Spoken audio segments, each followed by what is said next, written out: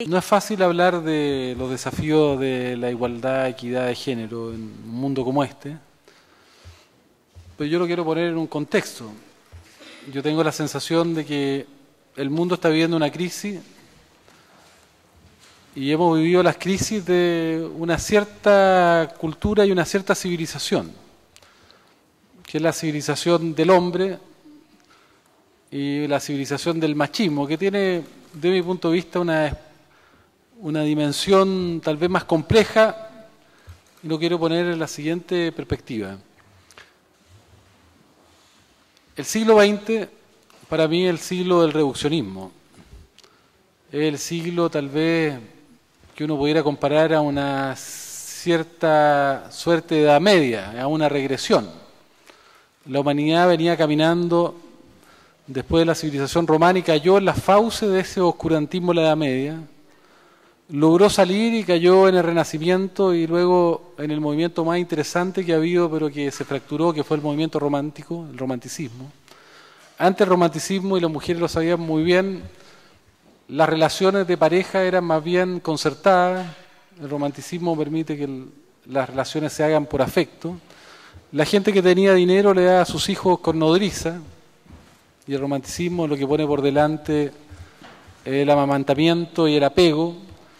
Pero algo pasa en el siglo, al inicio del siglo XX, que es la instalación de una mirada secular, de una mirada que yo llamo cartesiana lineal, que rompe lo que está unido y crea verdaderas religiones o verdaderas visiones de proyectos fundacionales, y que se sustentan en una visión del mundo que está muy ligada a una visión antropocéntrica, que para mí es la verdadera visión machista, es la visión del ser humano como el fin último de la evolución, que niega toda la historia de vida, que niega toda nuestra relación con un proceso maravilloso de vida de los primeros seres vivos que habitaron el planeta, y que descontextualiza al ser humano.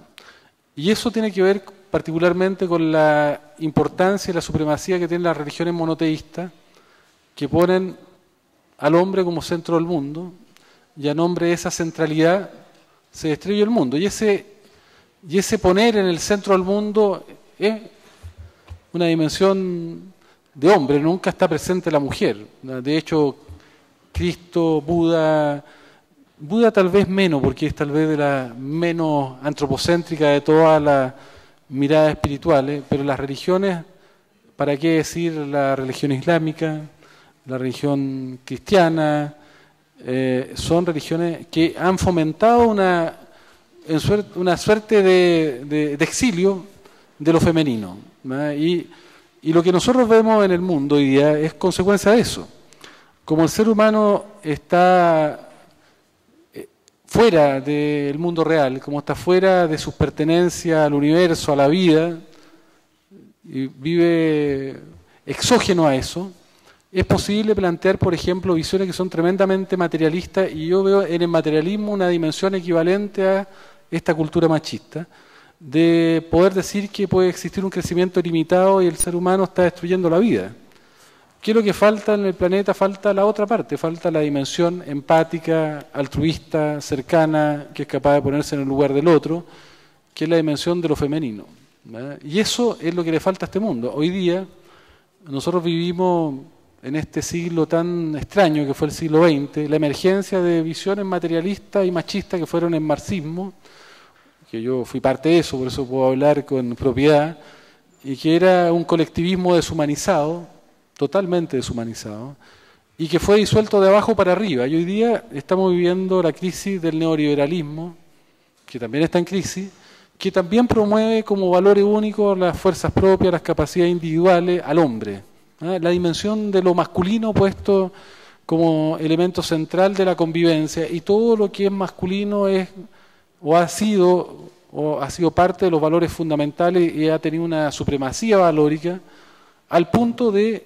llegar a una situación de ruptura, de fractura de todo lo que son las redes de solidaridad o de todas las tramas de solidaridad tradicional, volviendo al ser humano a una situación de absoluta orfandad, soledad, en un mundo totalmente privatizado, en un mundo que hoy día además llega a situaciones extremas donde somos rehenes de los capitales especulativos, destruyendo el planeta. Ustedes saben que estamos viviendo una tasa de destrucción de especies equivalente a algunas de las extinciones masivas. Entonces, ¿por qué quiero poner esto? Porque eso es la cultura de lo masculino. Ahora, hay una reacción, sí, viene una emergencia, yo en eso soy absolutamente optimista. Todo lo que estamos viviendo en el mundo, estos movimientos contra las tiranías en el mundo árabe, tiranías que son políticas, que son culturales, contra toda la desigualdad, esa es la cultura de lo masculino, y que han destruido de abajo para arriba regímenes que parecían intocables como la dictadura egipcia o como la dictadura libia, y hoy día incluso Siria, que es algo que se veía pétreo y modificable, está viviendo una crisis. Hay una emergencia de demanda de libertad, de vida digna, de valores fundamentales. Y eso tiene que ver, este es un proceso integral, no hay procesos que son parciales, no hay en la complejidad, no hay aspectos que sean unos importantes y otros que no sean importantes. Por lo tanto, la reivindicación de la igualdad hombre-mujer, la reivindicación de la igualdad social, de la igualdad política, de la igualdad cultural, van a ir a la par. No van a funcionar unas y no otras. Estos son procesos conjuntos porque parten del mismo fenómeno. Lo que pasa es que la expresión sintomática de esto en algunas partes será mayor falta de libertad. ¿Para qué decir? Aparecía la noticia que una mujer va a ser latigada en alguno de estos países árabes porque se atrevió a conducir. Y toda asimetría, toda desigualdad política, cultural, económica, social, va a estar en crisis, está puesta en crisis hoy día. Y hoy día vivimos un proceso, la defensa del medio ambiente, de la vida, es una dimensión tremendamente, yo diría, de los valores, más bien de lo femenino que lo masculino. Y eso es lo que está floreciendo en el mundo. Viene una posibilidad, una oportunidad de cambio, porque además este siglo, el siglo racionalista, el racionalismo de lo masculino, que fue el siglo XX, donde nosotros construimos un pensamiento compartimentalizado, lineal, que rompió lo sistémico de la vida y nos desarraigó de los fenómenos sistémicos, está en crisis porque no sirve para interpretar el siglo XXI. El siglo XXI emerge complejo y los fenómenos lineales y el pensamiento lineal no entiende el siglo XXI. No. Las instituciones del siglo XX están arcaicas. Los partidos se organizan en núcleos, la sociedad se organiza en redes, los estados centralistas, sectorialistas, están anacrónicos. El pensamiento universitario, las universidades están en la anacronía también. O sea, todo el chasis institucional del siglo XX no responde al siglo XXI. Y es tan así que ustedes ven que todos los cambios se están haciendo fuera de los procesos de los chasis institucionales tradicionales. Ninguno de los cambios que se está operando en el mundo y en Chile están ocurriendo desde las instituciones, ni de las instituciones de la intelectualidad, ni de las instituciones universitarias, no están emergiendo de las instituciones políticas, menos de los parlamentos, y entonces viene un proceso de nueva civilización que va a tener una confrontación, yo diría, muy compleja entre la civilización individualista, de la que hemos sido víctimas, rehenes y algunos también con silencios cómplices, y la emergencia de una nueva civilización empática que está cambiando el mundo y que se van a confrontar y va a ser una confrontación durísima. Yo no digo que esté ganado el tema, pero creo que esa es la confrontación que viene. Y esta civilización empática, ¿qué es lo que tiene? A diferencia del individualismo que valora solo las capacidades propias y las fuerzas individuales,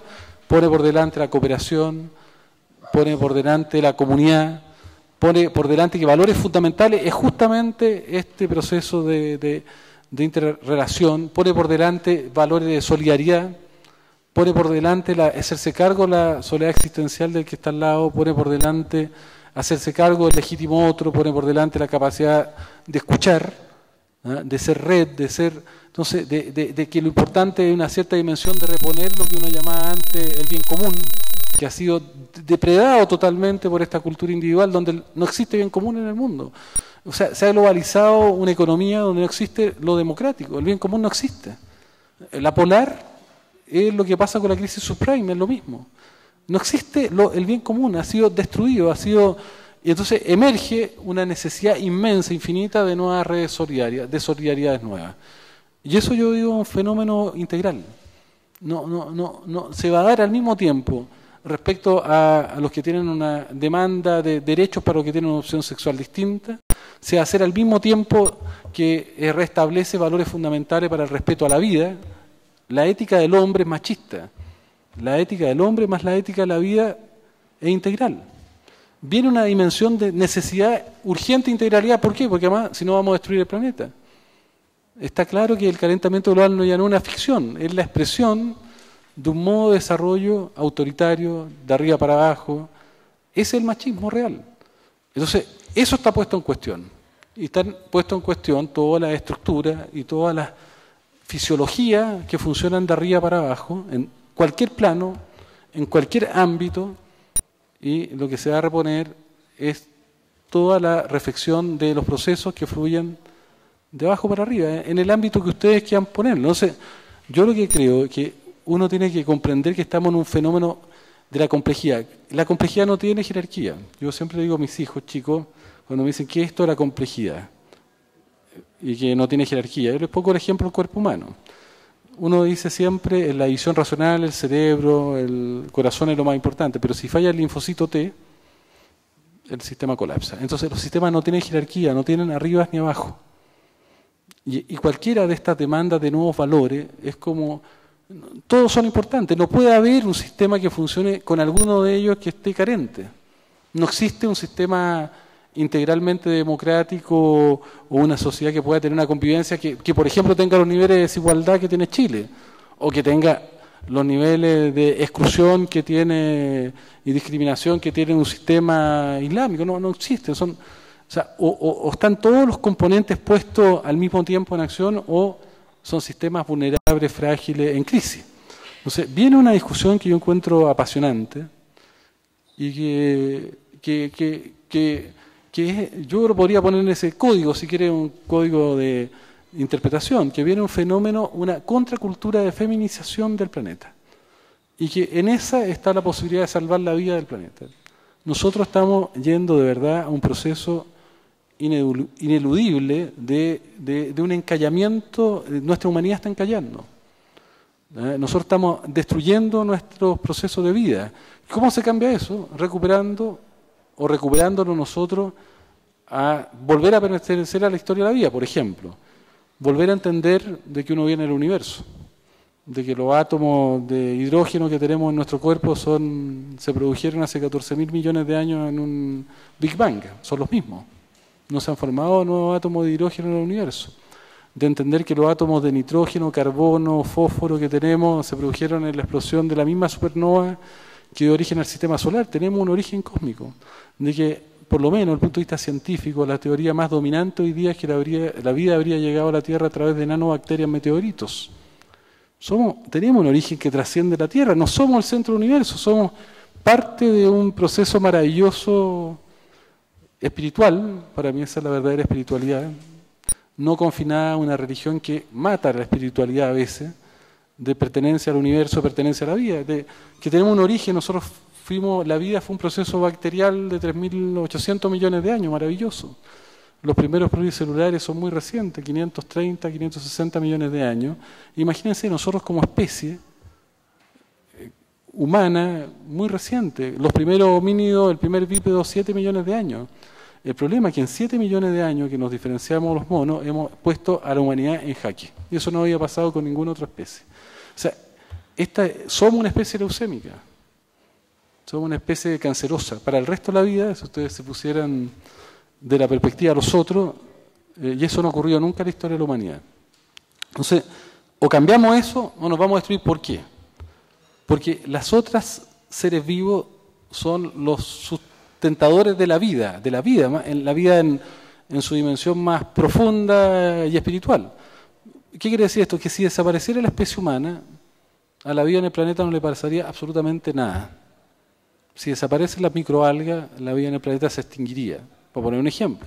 Las microalgas son los principales captadores de CO2 y productores de oxígeno, pero lo más interesante, y eso es desconocido, porque vivimos de lo desconocido. Sabemos lo que está pasando en Marte, los cráteres que tiene, los lagos que tiene Júpiter, pero no sabemos nada de nuestra historia de vida propia. si desaparecen las microalgas y van a desaparecer si sigue aumentando la temperatura de los mares, esas microalgas producen el sulfuro de dimetilo que permite que las nubes, el vapor de agua, que se está generando además en mucha cantidad por el calentamiento global, se transforme en nubes. Si no hay sulfuro de dimetilo, si no hay algas, no van a haber nubes y nos vamos a achicharrar.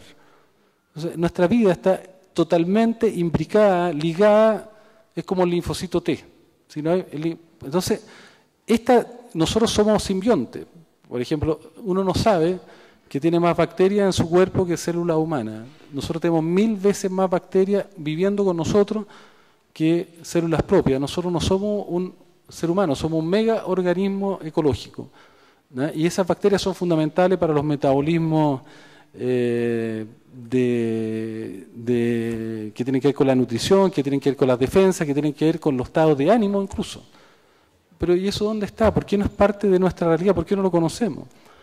Todas las especies que hoy día están en la Tierra son especies Noé, como arcas, porque de la explosión cámbrica hasta ahora han habido 50.000 millones de especies y la mayoría desaparecieron, ¿no? Y hoy día hay en el planeta cerca de 30 millones de especies, a la mayoría desconocidas todavía.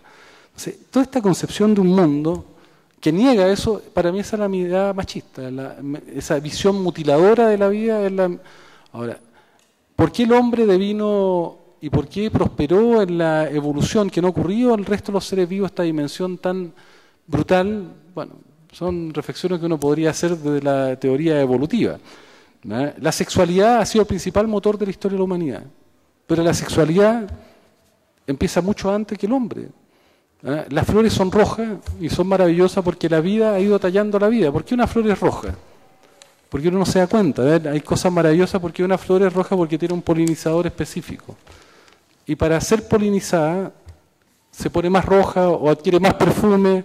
Entonces, estamos rodeados de cosas maravillosas que pasan al lado, pero no las vemos. O sea, yo creo que la cultura machista, su principal problema es la ceguera emocional, cognitiva, de contexto, ¿no? Que nos hace vivir tubularmente con una dimensión de supremacía y una arrogancia brutal, de ese verticalismo, de creernos, de verdad, de creernos que somos el objeto, el propósito de toda la evolución y de todo el universo tiene que ver con nuestra existencia. Si eso no cambia, nos vamos a destruir nosotros y a lo que nos rodea, y para mí el cambio profundo que tiene que haber es ese cambio de volver a pertenecer al universo, a la vida, y la ruptura con la cultura antropocéntrica. Y mientras haya cultura antropocéntrica va a haber machismo, autoritarismo, exclusión, discriminación, son fenómenos ligados, destrucción del medio ambiente, una economía insaciable, porque no se hace cargo de que el mundo que nos rodea es finito, frágil, sutil. Este no es un problema político, no es un problema cultural, mucho más profundo. O cambiamos nuestra civilización o nos vamos a hundir con la que tenemos. Muchas gracias. Gracias, senador.